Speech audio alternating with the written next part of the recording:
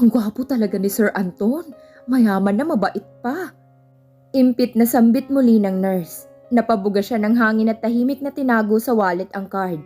Baka naman kasi makatulong sa kanya balang araw. Lumapit siya muli sa counter at nilahad ng 5,000. Nakatanaw pa nga sa pinto ng ospital ang nurse noong malakas siyang tumikhim. Ay sorry ma'am, ano yun? Pilit siyang ngumiti rito. Magbabayad muna ako ng 5,000. Para saan po ma'am? Napaawang ang mga labi niya. Agad ba nitong nakalimutan ang utang niya sa ospital? Miss, magbabawas muna ako ng 5,000 sa 123,000 na utang ko. Medyo malakas niyang bigkas kahit pa nahiya siya sa laki ng babayaran niya. Mahinang tumawa ang nurse na kinakunot niya ng noo. Ma'am, mukhang hindi niyo naintindihan si Sir Anton. Ha? Hindi ko naman yun kilala, miss. Muling tumawa ang nurse at bahagyang hinarap sa kanyang computer. Bayad na po kayo. Binayad na po ni Sir Anton. Napakaswerte niyo po napili niya kayong tulungan. Para siyang nabingi sa sinabi nito na kahit noong makabalik siya sa kwarto ni Serenity, ay hindi pa rin siya makapaniwala. Pilit niya pang inalala kung kilala niya ba ang lalaki. Pero unang beses niya palang talaga itong makita. Nilabas niya ang card. Binasa niya ang pangalan nito. Nakalagay din sa card na CEO ito ng isang hardware company. Not bad. Bulong niya pero wala siyang balak na tawagan ito. Kaya't siniksik niya na lang ulit sa wallet ang card. Hinagis niya sa sopa ang wallet at nag-inat. Kanina pa siya inaantok at mapagbibigyan na niya ang sarili. Lalo pat payad na siya sa ospital. Napangisi siya dahil doon. Magpapasalamat din naman siya kay Anton. Pero hindi ngayon. Muli siyang nag-inat ng kamay. Pumikit at humikab. Ngunit saktong pagmulat niya ng mga matay halos mapatalon siya. Matapos makitang mulat ng mga mata ni Serenity. My God, Serenity? Baby? Mabilis na nagtubig ang mga mata niya sa tuwa. Lumapit siya agad sa anak na nakatitig sa kawalan. Nagsipagpatakan ang mga luha niya. Gusto niya itong yakapin ng mahigpit ngunit natatakot siyang may masakit pa dito. Kaya't inuna niyang magtawag ng doktor. Ilang minuto lang ay pumasok na sa loob ang doktor at nurse. Tumayo siya sa gilid at hinawakan sa kamay ang anak. Ni hindi yun humawak pabalik kaya't hinalik-halikan niya. Bahagya rin siyang binugso ng kaba. Matapos makitang walang kahit na anong reaksyon ng anak niya. Kahit noong i-check ito ng doktor ay hindi man lang ito kumurap o nagsalita. Napalunok siya, kasabay ng kalabog ng dibdib niya. Habang ang doktor ay mabigat na bumuntong hininga. Ilang beses nitong ginalawang kamay sa harap ni Serenity. Ngunit hindi yun sinusundan ng mga mata ng bata. Will you please call her name? Utos pa nito sa kanya. Huminga siya ng malalim at mas lumapit sa anak. Hinuli niya ang titig nito ngunit diretso lang talaga ang tingin nito. Serenity, baby, nandito lang si Mommy. Muntik pa siyang pumiyok sa sobrang kaba. Kumurap ito ng isang beses. Pagkaraan ay nagtubig ang isang mata, ngunit hindi bumukang bibig nito para sumagot. Natutup niya ang bibig at gusto muling maiyak para sa anak niya. At least she can hear you. Pampalubag loob ng doktor sa kanya. What do you mean, Doc? Tinapik nitong balikat niya na tila nakikisimpatya sa kanya. Tingin ko ay mahihirapan siyang bumalik sa pagsasalita. I don't want to conclude yet but I want you to be ready for what might happen next. We are going to run some tests again. And if ever she couldn't talk, and it seems like she can't even see. Ano pong sinasabi niyo? Na pwedeng maging pipi at bulag ang anak ko? She needs speech therapy to regain her voice. And that is not cheap, Miss Emilia. About her eyes, we still need to check if there's a chance of gaining back her sight. I am telling you, you need a lot of strength and money to bring back Serenity's normal life. It will not be easy. Malungkot na paliwanag nito. Kaya't muling nagbagsakan ang mga luha niya. Iniwan siya nitong umiiyak doon at naghihinagpis para sa anak niya. Lalo lang siyang naiyak matapos makitang nakatulala rin ang anak niya habang lumuluha. Nanginginig ang kamay niyang lumapit dito at marahan itong niyakap. Don't worry baby, gagawin ni Mommy lahat, bumalik ka lang sa dati. Makikita mo pa ang kapatid mo at makakalaro. Marahan niyang pinatakan ng halik ang gilid ng noo nito. Lumayo rin siya noong bumalik ang nurse at asikasuhin ito. Inabisuhan siyang kailangan nitong patulugin muli para makapagpahinga. Kaya't wala siyang magawa kundi tahimik na umiyak para dito. Pigil niyang mga hikbi. Nanlalamig ang kalooban niya at nangihinang umupo sa sopa. Bukod sa walang-wala siya ngayon, hindi rin siya makakahanap ng trabahong malaki ang kita. Kinuyom niya ang kamay. Kung hindi dahil kay Rafael ay hindi ito mangyayari sa anak niya. Kahit kailan ay hindi na niya ipapakita rito ang mga anak niya. Pumikit siya ng mariin matapos maramdaman ang sakit ng ulo, ngunit agad siyang napamulat noong maalala si Anton. Agad niyang naalala ang calling card nito. Pikit mata niya yung kinuha. Siguro naman ay makahihiram siya sa lalaki ng malaking halaga. Tutal ay nagawa nitong bayaran ang bill niya sa ospital. Magmumukha man siyang desperada o abusado, ay wala na siyang pakialam. Lumabas siya ng kwarto at nakitawag sa nurse station. Titig na titig pa ang nurse kanina sa kanya pero hindi niya pinansin. Mas tutok siya sa pag-ring sa kabilang linya. "This is Marie, Sir Anton's secretary. How can I help you?" Naumid ang dila niya at nahiya. Paano ba niya sasabihin kailangan niyang umutang sa amo nito? Nandyan ba si Sir Anton? Gusto ko sana siyang makausap. "You need an appointment, ma'am? Baka next month pa available ang schedule niya." "Who's that, Marie?" Dinig niyang tanong mula sa kabilang linya kaya't na-alerto siya. "Who am I talking to again?" Batong tanong sa kanya ni Marie. Emilia, pasabi na ako yung babae sa ospital." Tumahimik sa kabilang linya. Akala nga niya ay pinutol na ni Marie ang tawag, pero nagulat siya matapos marinig ang paghinga ni Anton mula sa kabilang linya. "I knew it. You need my help." Hambog na sambit nito. Kinagat niya ang ibabang labi. Kakapalan na niya talaga ang mukha niya. "I do. Kailangan ng tulong ng anak ko. Baka pwedeng mangutang ng malaking halaga." "Don't bother. I can pay for all the expenses." Agad na namilog ang mga mata niya. Siguro ay napakayaman ito para manlibre ng malaking halaga. Are you serious?" May kaba at kasabikang tanong niya. "Do I look like I'm joking, Missy? I paid your bill, remember?" "Oo, pero hindi bastang perang kailangan ko." "Name it, Missy." Mayabang na sambit nito. Muli siyang napalunok. Kahit paano'y nakasilip siya ng pag-asa. Thank you. "But that is not for free, Missy. I'm not a charity."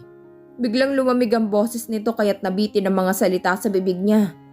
Para siyang tinulos sa kinatatayuan. Pakiramdam niya ay mabigat ang hihingiin nito. Anong kapalit?" Parang hanging tanong niya kahit pa pinagpapawisan siya ng malamig. After 3 years. Mama! Agad siyang napangiti at dinaluhan sa kama si Serenity. Nakagigising lang. Maingat niya ring binabasa tabi nito si Primo na humahagik-hik. "How's your sleep, baby?" Inayos niya ang magulong buhok nito na siyang kinangiti ni Serenity. "Good, Mama. Nakaalis na ba si Daddy?" Maliit siyang ngumuso bago tumango. Binuhat na rin niya si Primo at nilahad ang palad kay Serenity upang alalay sa pagbangon nito. Maaga kasi ang meeting niya, baby, but he promised he'd be home early. "Let's have breakfast na. Baka malate ka sa therapy mo." Nakakaintindi itong tumango. "I miss him. Tell him he's the best daddy, Mama." Muli siyang malawak na napangiti at pinigyan ito ng halik sa pisngi. Hanggang ngayon ay hindi pa rin siya makapaniwala na nakabawi ang anak niya. Halos 2 taon din siyang umiyak sa kalagayan nito. Pero sa kasunod na taon ay nakahinga na siya ng maluwag. Akala niya hindi na ito makakapagsalita at makakakita. Mabuti na lang at temporary lang yon at nakuha sa mga therapy at tulong ng espesyalista. Sobrang takot niya noon na hindi na bumalik ang paningin nito. Pero umasa siyang magagamot pa. Lalo pat sabi ng doktor ay pansamantala lang yun dahil sa trauma nito. Maybe what happened to her caused her too much trauma. Sa lahat ng dinanas niya, si Anton ang tumulong sa kanya. Anton is a multi-millionaire construction supplier in town. Mayroon din itong hardware company. Hindi rin ito nagreklamo sa lahat ng gastos. In fact, hindi siya nito pinabayaan lalo na noong manganak siya kay Primo. At ngayon ito na ang tumatayong ama sa mga anak niya. Takot din siya noon sa kung anong gusto nitong kapalit. Pero hindi niya inasahang mapapabuti siya sa pagtanggap sa alok nito. "I want you to pretend as my wife in front of my mother."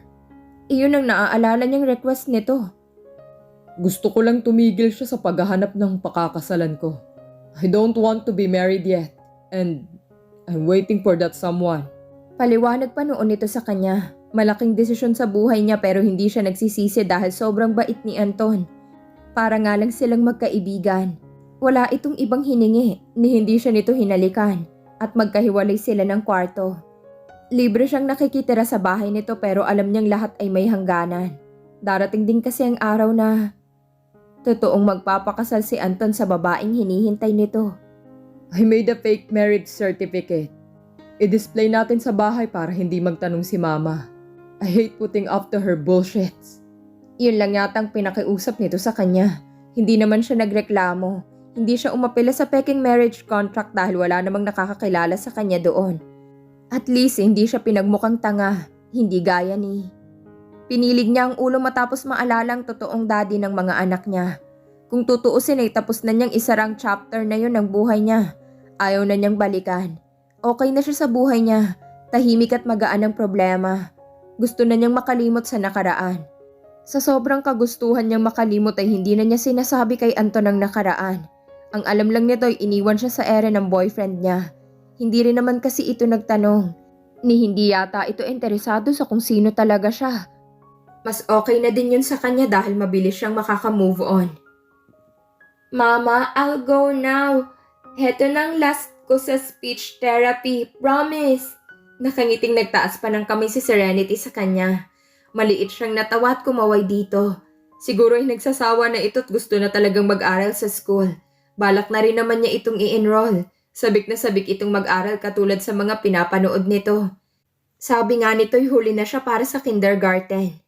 Nalulungkot tuloy siya kapag ganoon. Alam naman kasi niyang hindi nito matandaan yon. Ang huling alaala nito'y nasa abroad pa sila. Nagtataka nga ang bata kung paano siya nabuntis pero noong makilala si Anton ay hindi na ito nagtanong muli. Kampante siyang hayaan na itong mag-aral dahil kahit sino pang lumapit dito hindi na ito sasama. At kahit lapitan pa ito ng totoong ama nito, hindi rin ito makikilala. Buong maghapon niyang ginugol kay Primo ang oras. Nag-scroll din siya sa website at naghahanap ng trabaho. Ang gusto nga ni Anton ay sa kumpanya nito siya magtrabaho pero ayaw niya. Gusto niya sa iba. Nasa lapag si Primo at naglalaro habang siya naman ay hawak ang cellphone. Nasa ganoon siyang ayos noong dumating ang mama ni Anton. Nakataas agad ang mga kilay nitong plakado. Kahit senior na ito, napakaganda pa rin at laging makinang ang suot. Binaba niya sa sofa ang cellphone at agad na tumayo. Ngumiti siya rito kahit pa umismid ito. Hindi niya ito kayang bastusin lalo pat mama ito ni Anton. Wala lang din naman sa kanyang pagtataray nito. Natutuwa pa nga siya at na-excite kapag nalaman nitong hindi naman talaga sila mag-asawa ni Anton. Masama talagang loob nito noon pa lalo pat single mamang napili ng anak nito. Pa-cellphone ka riyan habang ang anak ko'y nagkakandakuba sa pagtatrabaho. Sana man lang kapag pwede nang iwan yung anak mo ay tulungan mo rin si Anton. Litanya nito na na-memorize na niya. Umupo ito sa sofa at tumitig kay Primo. Kahit ayaw nito sa kanya, natutuwa naman ito sa mga anak niya. Sa palagay niya ay gusto na nito ng apo, kaya't pilit pinapakasal si Anton. Maliit siyang napanguso noong buhati nito si Primo, pero agad siyang ngumiti noong sumulyap ito sa kanya. Sa susunod na taon po ay magtatrabaho na ako, Mama. Tapat lang. Kung hindi ay dapat niyo akong bigyan ng pangatlong apo. Muntik na siyang masamid dahil doon, ni hindi nga sumagi sa isip niya yon. Pero syempre naiintindihan niya. Gusto rin ito ng totoong apo. Apo na galing mismo kay Anton. Siguro ay ang gwapo ng ex mo. Ang gwapo rin ni Primo at maganda sa Serenity. Komento nito bigla na nagpawala sa ngiti niya. Hindi rin siya sumagot. Sanay na siya sa mga ganoong komento. Lalo't naririnig niya rin sa mga katulong. Nagtagal pa ito roon at ayaw na yatang umuwi. Ilang beses pang sumulyap sa marriage contract nila ni Anton na naka-frame at nakahang sa sala. Patago siyang humagikik matapos maisip na baka iniisip nitong maling desisyon ang ginawa ng anak nito. Kapag may lakad kayo, iwan nyo na lang sa akin ng mga bata para naman umingay sa bahay ko. Opo, Mama. Ihahatid namin doon kung sakali. Noong makaalis ang ginang ay saka siya tumulong sa mga katulong. Hindi naman siya basta palamunin doon. Hanggat maaari, tumutulong siya lalo sa pagluluto. Iyon lang din naman ang kaya niyang ibigay kay Anton. Mama, we're here! Mabilis siyang napalingon sa likod matapos marinig si Serenity. Tumatakbo itong lumapit sa kanya, kaya agad niyang niyakap at tinanggap ang halik sa kanyang pisngi. Humahagikik nitong tinuro si Anton na buhat na si Primo sa bisig nito. Sinundo ako ni Daddy, Mama. Bumili rin kami ng ice cream. Masayang komento nito. Napataas ang kilay niya dahil doon. Nakangisi lang naman din si Anton. Pinakain mo ng ice cream? She deserves a reward. Huling therapy na niya yon, right, Baby Serenity? Yup, Dad. Next week, pwede na akong mag-school. I'm so excited! Napairap siya at hindi makakontra sa kasiyahan ng anak niya. Maging si Primo nga ay tuwan-tuwa at halos ayaw na bumaba sa bisig ni Anton. Galing dito ang mama mo. Kung may lakad daw ay iwan sa kanyang mga bata. Kwento niya rito habang pabalik sila sa kusina.